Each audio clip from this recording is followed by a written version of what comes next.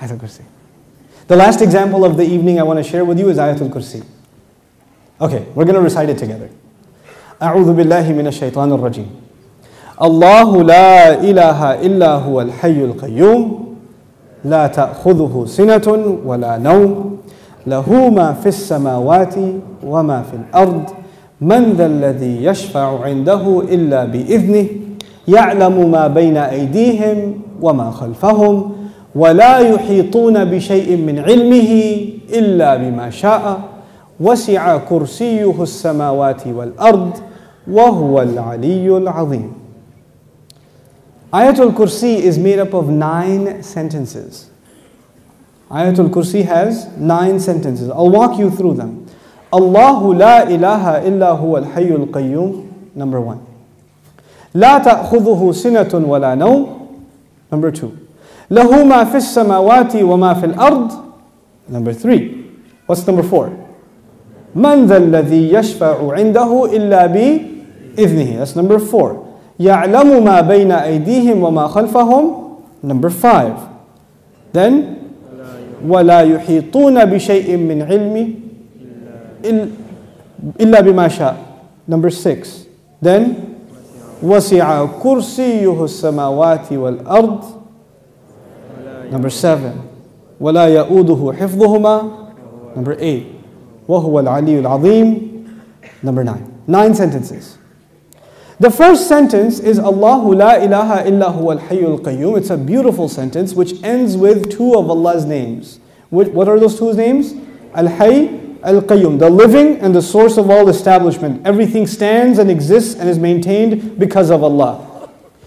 What's incredible is that the last sentence, sentence number 1, has something in common with sentence number 9, which is وَهُوَ الْعَلِيُّ Azim. How many names of Allah in the last sentence? 2 names of Allah in the first sentence, 2 names of Allah in the last sentence. Okay.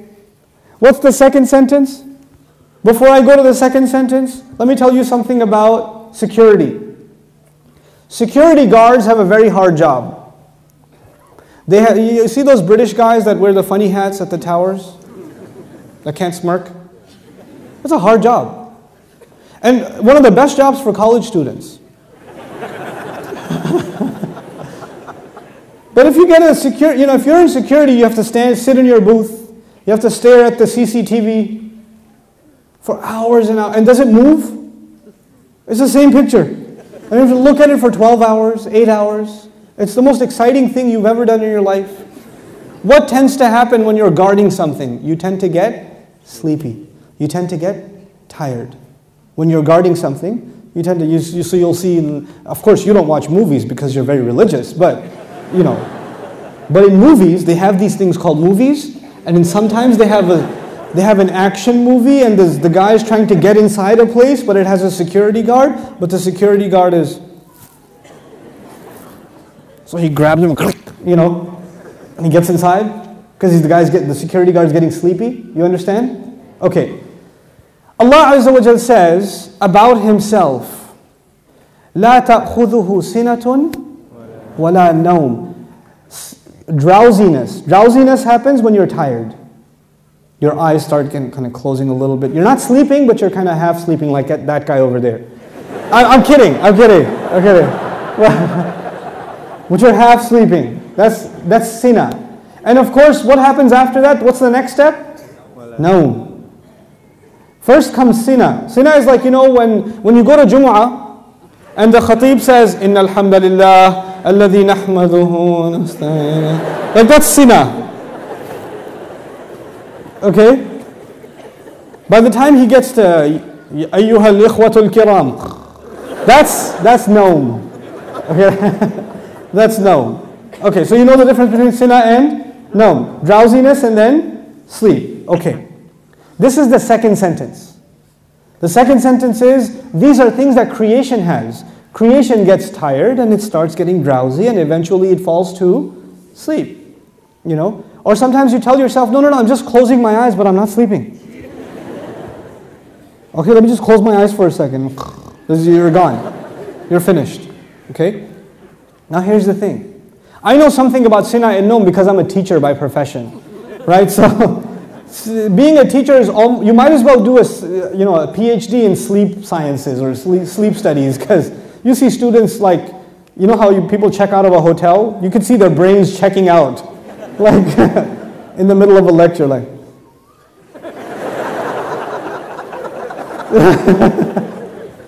It's the best. This is the second sentence about sleep, about exhaustion and sleep, drowsiness and sleep. What was the second last sentence? وَلَا يَؤُودُهُ حِفْظُهُمَا. Guarding the skies and the earth does not exhaust Allah.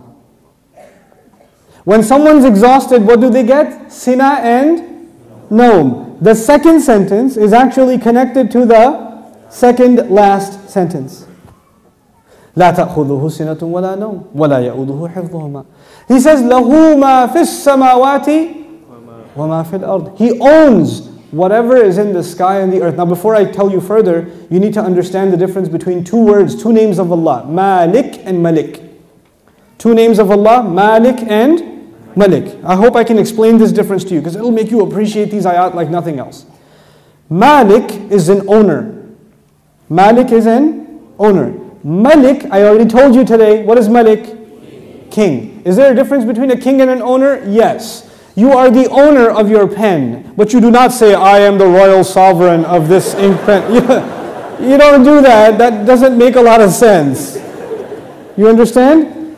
Owners can be of small things. You can own a car, you can own a computer, you can own a phone, but you're not going to be the king of it. Kingdom is used for big things. Here's another problem. Ownership is about property. It's about property. But kingdom is not about, you're not the king over a tree or the king over a piece of land. You're the king over the people who live in that land. Kingdom is about controlling people. Ownership is about controlling objects. There's a difference. Now Allah says, لَهُ مَا فِي السَّمَاوَاتِ وَمَا فِي الْأَرْضِ. He owns whatever is in the skies and the earth. What is the ayah about? Ownership. The ayah is about ownership.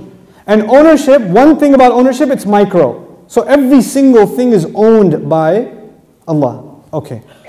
What's the third last sentence? Anyone remember?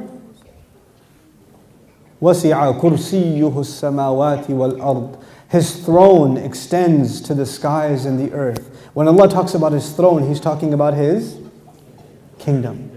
One dimension of control is ownership. The other dimension is kingdom. Both completing the picture. Because if you're just an owner, you're not a king. And if you're just a king, you're not an owner. By the way, let me tell you the difference also. Nowadays in some countries we have kings.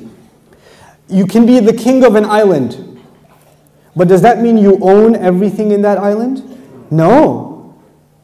Allah is the owner of all things and the king of all things. Both of them are necessary. Just because you own, and by the way, it could be that somebody owns all the property but they're not the king. Is that possible? They own the property but the king is someone else. So they have property ownership but somebody else has authority. Or somebody has authority and no property ownership. But Allah is Malik and He is Malik. The Malik part of Allah's attribute, لَهُ مَا فِي السَّمَاوَاتِ وَمَا فِي الْأَرْضِ. Third sentence. The kingdom of Allah, وَسِعَ كُرْسِيُّهُ السَّمَاوَاتِ وَالْأَرْضِ. Okay. What's the fourth sentence? Let's go back. Allahu la ilaha illa huwa al-hayyul qayyum. La ta'khudhuhu sinatun wa la nawm. Lahu ma fi as-samawati wa ma fi al-ard. What's next? Man dhal ladhi yashfa'u 'indahu illa bi idhnihi. Let's understand this ayah first. Who will come and make shafa'ah with Allah except unless He gives permission? In other words, what is shafa'ah? Shafa'ah, if you don't understand the concept, because we use big English words like intercession. But let's make it simple. Shafa'ah means you got connections. Shafa'ah means that you were about to lose your job, but your uncle is the manager and he came and said, no,